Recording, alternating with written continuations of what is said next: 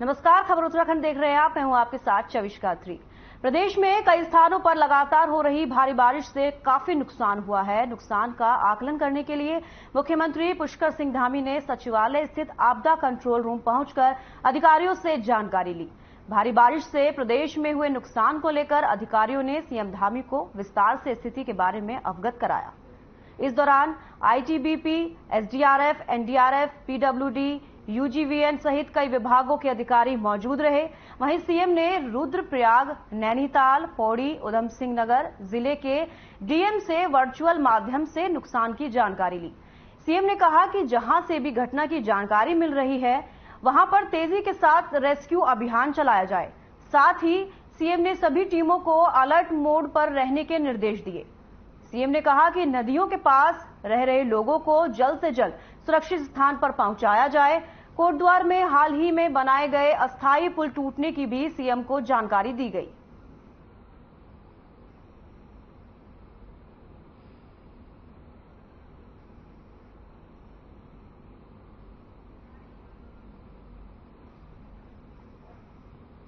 पिछले 24 घंटों में काफी ज्यादा बारिश के कारण से, मानसून की अति सक्रियता के कारण से जहां पौड़ी जनपद के कोटद्वार और उसके आसपास कोटद्वार, दुबड्डा इन क्षेत्रों में और नैनीताल में हल्द्वानी, काठगोदाम और उसके आसपास का क्षेत्र, इसी प्रकार से उधम सिंह नगर में जहां एक पुल भी थोड़ा अप्रोच उसका हट गया है, सितारगंज, खटीमा इन क्षेत्रों में भारी बारिश के कारण से जल भराव हुआ है। अगले 24 घंटे के अंदर भी पौड़ी, नैनीताल, उधम सिंह नगर और चंपावत में रेड अलर्ट मौसम विभाग ने जारी किया हुआ है। तो उसी सब पर आज सभी जिलाधिकारियों से भी बात हुई है। सभी जो लोग मौके पर काम कर रहे हैं उनसे सभी से बचाव और राहत कार्य की समीक्षा ली है। जो लोग इन अतिवृष्टि के कारण से जल भराव में चपेट में आ गए हैं उन सभी को सुरक्षित स्थानों पर ले जाया जा रहा है।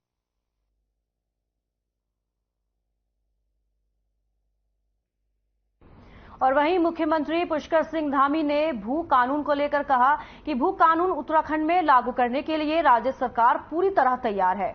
समिति की रिपोर्ट सरकार को मिल चुकी है और जल्द ही ये मामला कैबिनेट के समक्ष लाकर एक सख्त भू कानून उत्तराखंड में लागू किया जाएगा।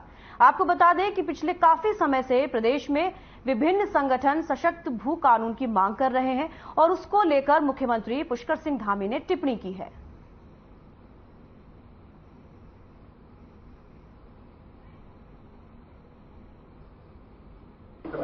भू कानून और एक सख्त जो है उत्तराखंड के अंदर इस प्रकार का कानून बने, उसका हमने अभी सोमवार को कैबिनेट में मंत्रिमंडल ने इसको पारित कर दिया है कि हम एक बड़ा कानून यहाँ पर लाने वाले हैं और उसकी हमारी तैयारियां चल रही हैं। पहले से भी जो हमारे मुख्य सचिव थे सुभाष कुमार की, उनकी अध्यक्षता में जो कमेटी गठित हुई थी उस कमेटी की भी रिपोर्ट आ गई है।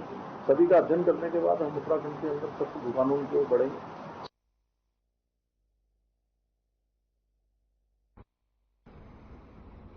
सीएम पुष्कर सिंह धामी ने सचिवालय स्थित राज्य आपातकालीन परिचालन केंद्र से प्रदेश के विभिन्न क्षेत्रों में हो रही अतिवृष्टि की जानकारी ली। उन्होंने अतिवृष्टि को लेकर सभी जिलाधिकारियों को और प्रशासन को अलर्ट मोड पर रहने के निर्देश दिए हैं। साथ ही सभी सहयोगी संस्थाओं से निरंतर समन्वय बनाने को भी कहा गया है ताकि किसी भी प्रकार की आपदा में राहत बचाव कार्य तेजी से हो सके।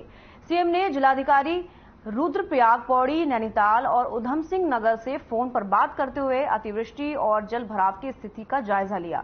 सीएम ने जिलाधिकारियों को निर्देश दिए कि आपदा की दृष्टि से संवेदनशील स्थानों के लोगों के लिए पहले से सभी व्यवस्थाएं रखी जाएं।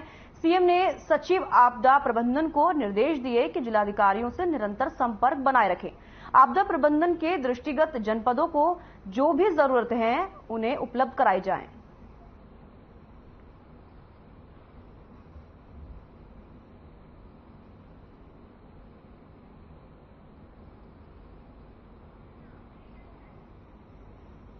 कैबिनेट मंत्री चंदन रामदास के निधन के बाद रिक्त हुई बागेश्वर विधानसभा सीट के लिए 5 सितंबर को मतदान होना है। इसको लेकर मुख्यमंत्री पुष्कर सिंह धामी ने कहा कि बागेश्वर उपचुनाव में भारतीय जनता पार्टी एक बहुत बड़े अंतर से एक तरफा जीतने जा रही है।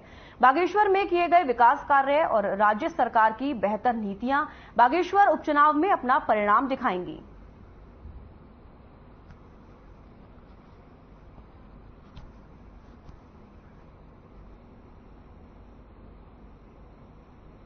पहले से क्योंकि एक्सपेक्टेड ही था कि चुनाव होना है, इससे सारी तैयारियां पूरी हैं प्रशासन की तरफ से भी और मैं समझता हूँ पार्टियों की तरफ से।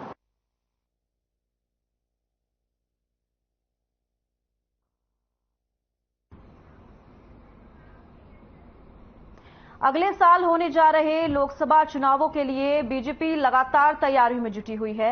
बता दें, पार्टी शहीदों के सम्मान में स्वतंत्रता दिवस तक मेरी माटी मेरा देश अभियान चलाने जा रही है। अभियान के तहत शहीद वीर सैनिकों, पूर्व सैनिकों को सम्मानित किया जाएगा। मेरी माटी मेरा देश कार्यक्रम में स्कूली बच्चों, स्वयंसेवकों, स्वयंसेवी संगठनों, युवाओं और स्वयं सहायता समूहों को ज्यादा से ज्यादा जोड़ने पर जोर दिया जा रहा है। वहीं बीजेपी ने मेरी माटी मेरा देश अभियान की तैयारियां युद्ध स्तर पर शुरू कर दी हैं।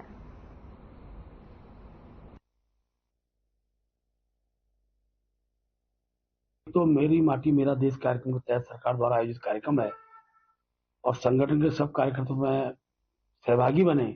इस दृष्टि से हमने जिले के महामंत्री, मंडलों के महामंत्री को इस कार्यक्रम की संयोजक बनाया है। हर गांव की माटी कर्तव्य पथ पर पहुंच जाएगी, जहां स्मृति वन बनेगा। उस दृष्टि से हर घर तिरंगे का कार्यक्रम हमारा है।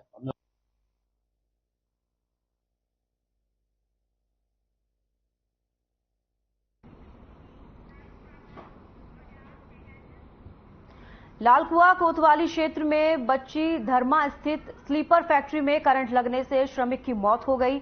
बताया जा रहा है कि मृतक बिंदु खत्ता का रहने वाला था। वारदात के बाद परिजनों में कोहराम मचा हुआ है। बताया जा रहा है कि श्रमिक ड्यूटी करने के लिए गया था। ड्यूटी के दौरान श्रमिक को अचानक करंट लग गया।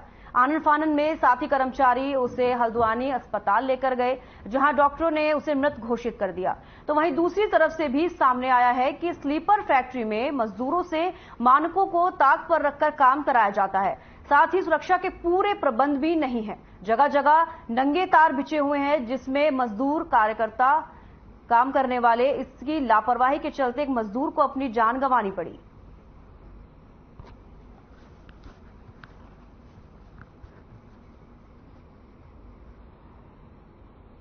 लगभग 4 बजे के आसपास से यहाँ कृषकाय स्लीपर फैक्ट्री है एक, उसमें यहाँ श्रमिक भूपाल सिंह काम पर आया हुआ था और वो शायद इसमें बिजली के जहाँ स्लीपर बनाने के बाद पानी में डुबोए जाते हैं, उन फैक्ट्री उसके स्लीपर के टैंकों के पास से तार लगा रहा था बिजली का। सूचना प्राप्त हुई थी थाने में कि स्लीपर फैक्ट्री में किसी एक वर्कर को करंट लग गया, जिससे उसकी जो है हालत सीरियस है। इस सूचना पे हम लोग मौके पे आए थे। घटनास्थल का हमने निरीक्षण किया है और उसके बाद अभी जानकारी उसका जो जिसके करंट लगा उसका नाम जो भोपाल सिंह कुरंगा, उसके नाम की जानकारी हुई है और स्लीपर फैक्ट्री से उनके जो अधिकारीगण हैं उनको लेकर के जो है उपचार के लिए सुशीला तिवारी ले गए। बाकी जांच की जा रही है।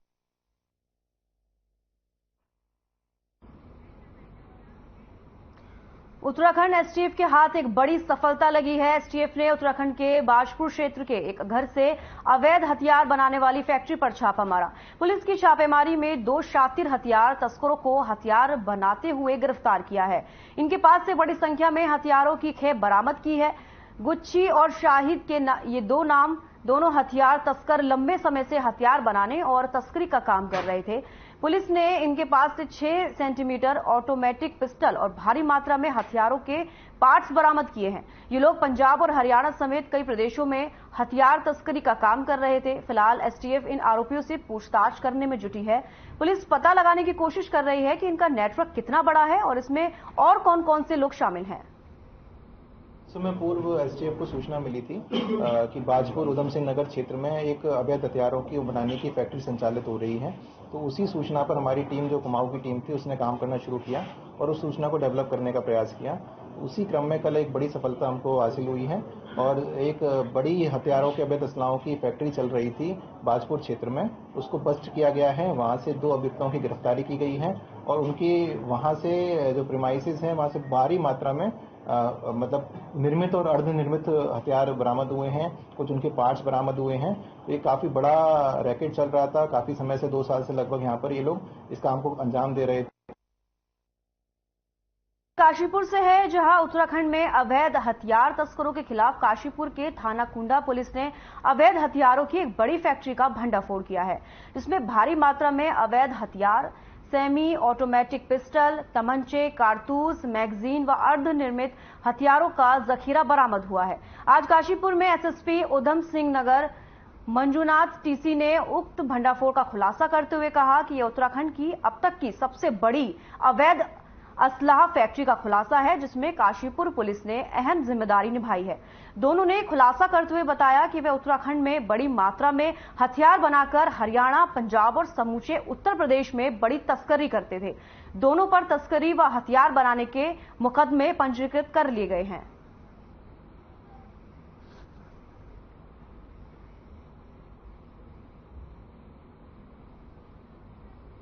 माननीय मुख्यमंत्री महोदय का हमारा पास निर्देश रहता है कि अपराध मुक्त उत्तराखंड बनाना है।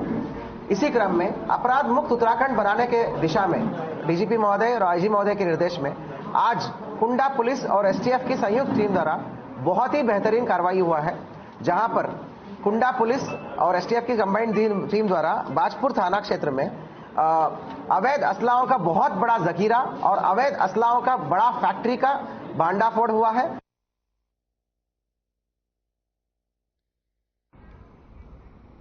अल्मोड़ा पहुंचे आयुक्त कुमाऊं मंडल दीपक रावत ने सोबन सिंह जीना राज के मेडिकल कॉलेज का निरीक्षण किया। इस दौरान उन्होंने मेडिकल कॉलेज में लाइब्रेरी समेत अनेक व्यवस्थाओं का जायजा लिया। इस दौरान उन्होंने निर्माणाधीन सिविल कार्यों के संबंध में भी जानकारी सीएनडीएस के अधिकारियों से ली। वहीं उन्होंने भवन निर्माण सामग्री में गुणवत्ता का ध्यान रखने के निर्देश दिए।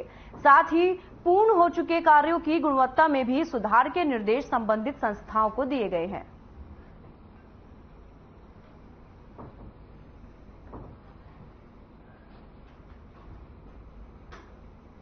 देखिए, मेडिकल कॉलेज तो चल ही रहा है। मैं अभी फैकल्टी से भी मिला और जो नए एडमिशन्स हैं उनको भी देख के बड़ा अच्छा लगा कि एडमिशन्स हो गए हैं। बिल्डिंग अच्छी है, लाइब्रेरी अच्छी है। अभी जो बचे हुए काम मेडिकल कॉलेज के हैं उनको मैं देखने आया था, जिसमें कि कार्यदायी संस्था जो निर्माण इकाई है पेयजल की वो कर रही है और इनकी भी जो प्रोग्रेस 50% के आसपास है। सैंपल्स के बारे में मैंने पूछा तो इसमें से कोई सैंपल्स अभी फेल नहीं हुए हैं, थर्ड पार्टी मौके पे है। और बाकी फिजिकली तो खैर बिल्डिंग में आज नहीं देख पाया हूँ, उसको अगली बार देखूंगा। लेकिन कुल मिला के अभी ऑन शेड्यूल है वर्क।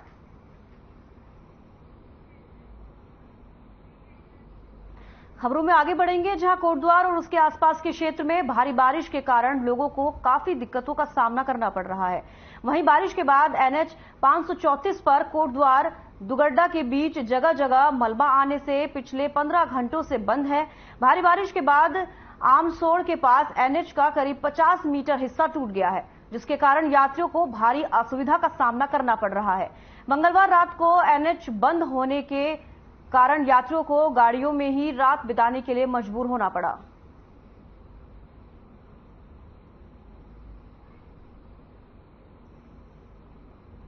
इवनिंग टाइम में पौड़ी, फिर वहां तक तो रोड क्लियर थी, बट दुगड्डा से रोड काफी ब्लॉक है। यहाँ पे 3-4 जगह बहुत ज्यादा स्लाइडिंग हो रही है। हमारा पैर पूरा कीचड़ यहाँ तक आ गया था और बहुत ही मतलब मुश्किल हो रहा था चलना। पूरा हम बाय वॉक हम आए हैं और हम बोल नहीं सकते कि कैसी कंडीशन वहाँ पे हो रही की है। बहुत ज्यादा मुश्किल है उधर। तो दुगड्डा आमसौड़ के पास फंस गए वहाँ पर, क्योंकि रोड टूट गई थी। हाँ, रोड मतलब वो हो गई थी, टूट गई थी, तो इस वजह से हमें रात को रुकना पड़ा। आमसौड़ में ही गाड़ी में सोए। पौड़ी से फिर प्रेस वाली गाड़ी से आया मैं, उसके बाद यहाँ दुगड्डा तक छोड़ गया। फिर उसके बाद मैं जो है पैदल दुगड्डा से पैदल ला रहे।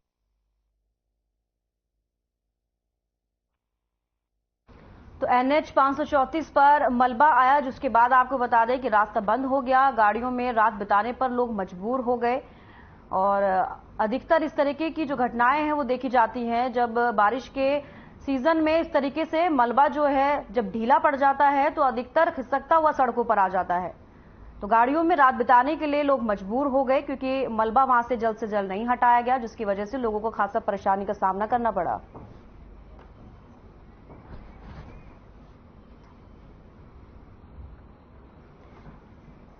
तो गाड़ियों में रात बिताने के लिए लोग मजबूर हुए और 534 नेशनल हाईवे की ये तस्वीरें आपके सामने हैं, जहां पर भारी बारिश से लोगों को परेशानी हुई और जिसके बाद सड़कों पर मलबा आ गया और लोगों को गाड़ियों में ही रात बितानी पड़ी।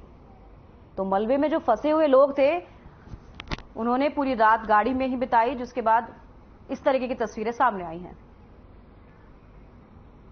अल्मोड़ा की जेल में भारत छोड़ो आंदोलन की 82वीं वर्षगांठ मनाई गई। भारत छोड़ो आंदोलन की वर्षगांठ अगस्त क्रांति के रूप में मनाई जाती है। इस मौके पर जिला कारागार को आम लोगों के लिए खोला गया।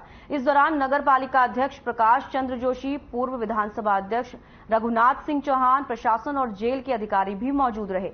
बता दें कि पूर्व प्रधानमंत्री जवाहरलाल नेहरू के नाम से यहां पर एक नेहरू वार्ड भी बनाया गया है। इस वार्ड में नेहरू पुस्तकालय, रसोई है। आम जनता के लिए केवल अगस्त क्रांति के दिन जेल का नेहरू वार्ड खोला जा सकता है। और बता दें कि स्थानीय जनप्रतिनिधि और जनता स्थानीय जेल को ऐतिहासिक धरोहर घोषित करने की मांग कर रही है। नेहरू वार्ड में खड़े हैं। पंडित नेहरू जो भारतीय स्वतंत्रता संग्राम के नायकों में प्रथम पंक्ति में थे, उन्होंने यहाँ पर दो बार इस जेल में रह करके स्वतंत्रता संग्राम में वो यहाँ पर बंदी रहे।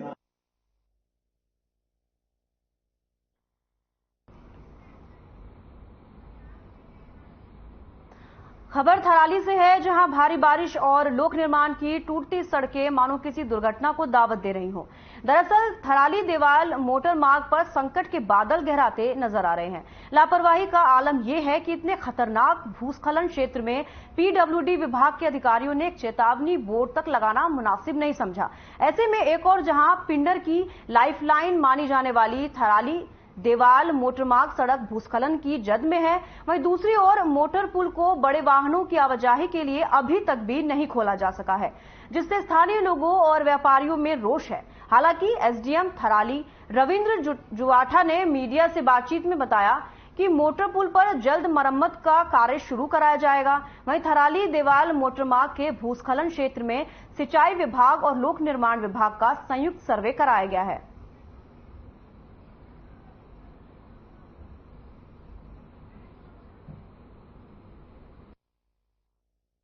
जो है उसके संबंध में मेरे द्वारा निर्देशित करा गया था सिंचाई विभाग को और पीडब्ल्यूडी को। दोनों का एक उसमें ज्वाइंट सर्वे हो चुका है और इस संबंध में एक वो रिपोर्ट मेरे को बहुत ही जल्दी दे देंगे। उसमें दोनों विभागों को ही कहा गया है कि वो आपस में समन्वय स्थापित करते हुए उसको यातायात को सुचारू कराएं और रोड का निर्माण करें।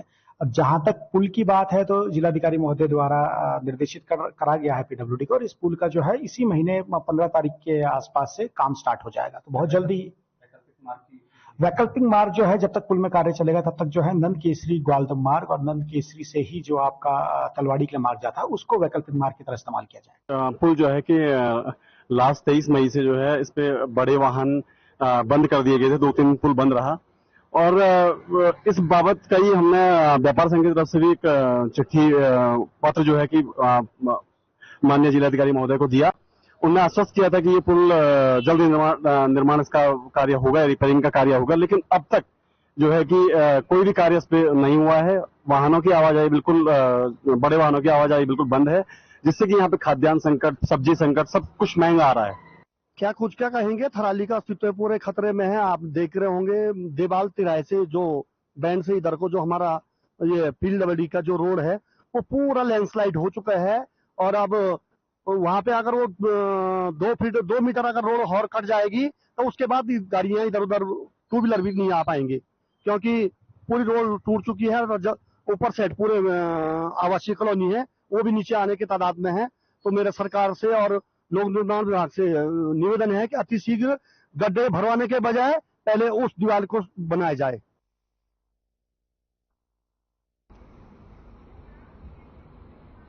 भारी बारिश के चलते हल्द्वानी के चोर गलिया क्षेत्र में आने वाले शेर नाले में एक व्यक्ति बह गया है, जिसकी खोजबीन में एसडीआरएफ की टीम कर रही है और बताया जा रहा है कि सुबह 4 बजे दानी बंगर गोलापार निवासी त्रिलोक सिंह अपने वाहन से जा रहा था कि अचानक पानी का तेज बहाव आया। पानी के तेज बहाव में युवक बह गया। युवक की बहने की सूचना स्थानीय पुलिस को दी गई, जिसके बाद थाना पुलिस और एसडीआरएफ द्वारा युवक की तलाश की जा रही है। मौके पर तहसीलदार हल्द्वानी सचिन कुमार निरीक्षण किया और एसडीआरएफ को आवश्यक निर्देश दिए।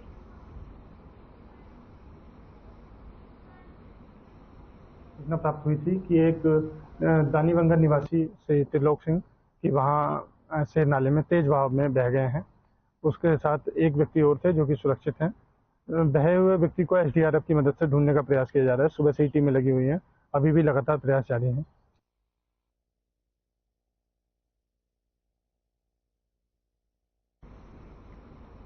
खबर पौड़ी से है, जहां भारत मौसम विभाग ने अपने पूर्वानुमान के मुताबिक जनपद में कहीं कहीं भारी बारिश होने की संभावना जताई गई है। वहीं बारिश की चेतावनी देखते हुए जिलाधिकारी ने स्कूली बच्चों की सुरक्षा के लिए आज एक दिन का अवकाश घोषित किया है। जिलाधिकारी ने कहा कि मौसम विभाग के अनुसार जनपद में भारी बारिश को देखते हुए जनपद के समस्त शासकीय, अर्धशासकीय और निजी विद्यालय कक्षा 1 से कक्षा 12 और समस्त आंगनबाड़ी केंद्र बंद रहेंगे।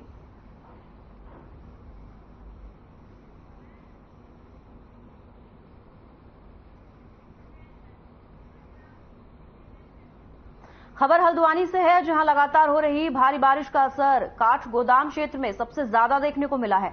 दरअसल लगातार हो रही मूसलाधार बारिश के चलते कलसिया नाला पूरी तरह से उफान पर आ गया है। कलसिया नाले के आसपास कई मकानों को काफी खतरा पैदा हो गया है, तो वहीं बढ़ते जलस्तर से कई मकान ध्वस्त भी हुए हैं। लेकिन पुलिस और प्रशासन ने उन लोगों को समय से सुरक्षित स्थानों पर पहुंचा दिया। उनके पास खाने पीने के इंतजाम नहीं थे। काठ गोदाम में सबसे ज्यादा नई बस्ती, बद्रीपुरा समेत गोला बैराज के आसपास नुकसान हुआ। वहां के लोगों का कहना है कि इससे पहले कलसिया नाले का रौद्र रूप इतना किसी ने नहीं देखा। ऐसे में पीड़ितों ने मांग करते हुए कहा कि सरकार और प्रशासन उन्हें मुआवजे के साथ ही उनको घर को कैसे बचाया जाए, इस पर काम करे।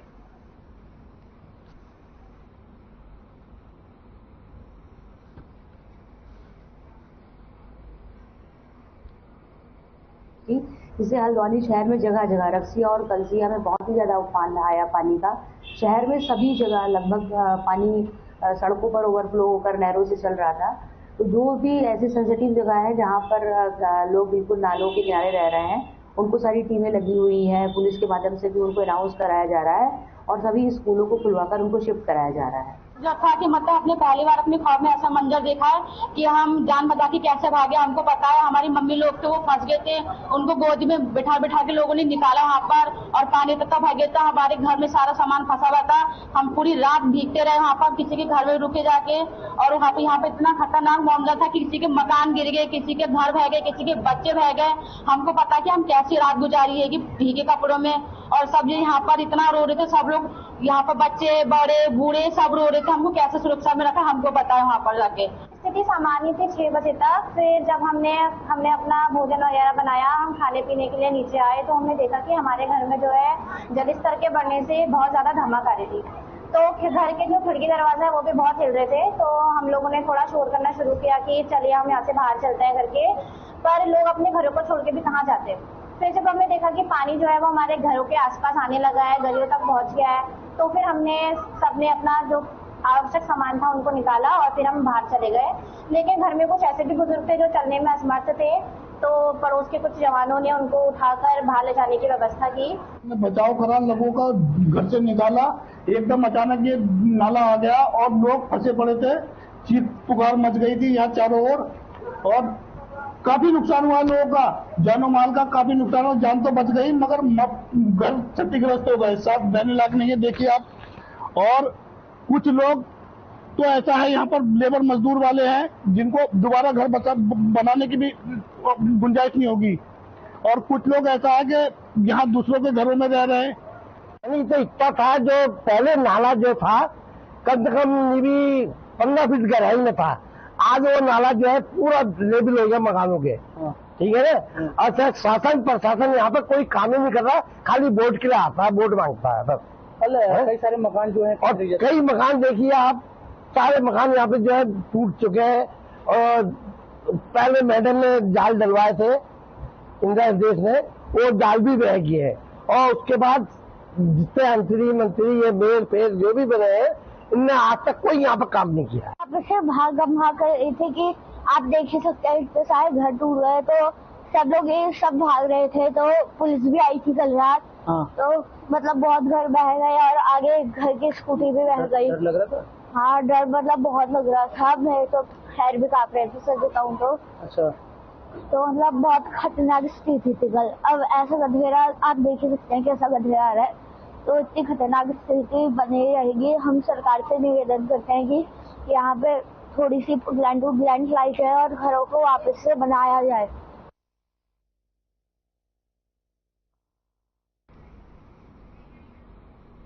खबर उत्तराखंड में फिलहाल इतना ही। मुझे दीजिए इजाजत। नमस्कार।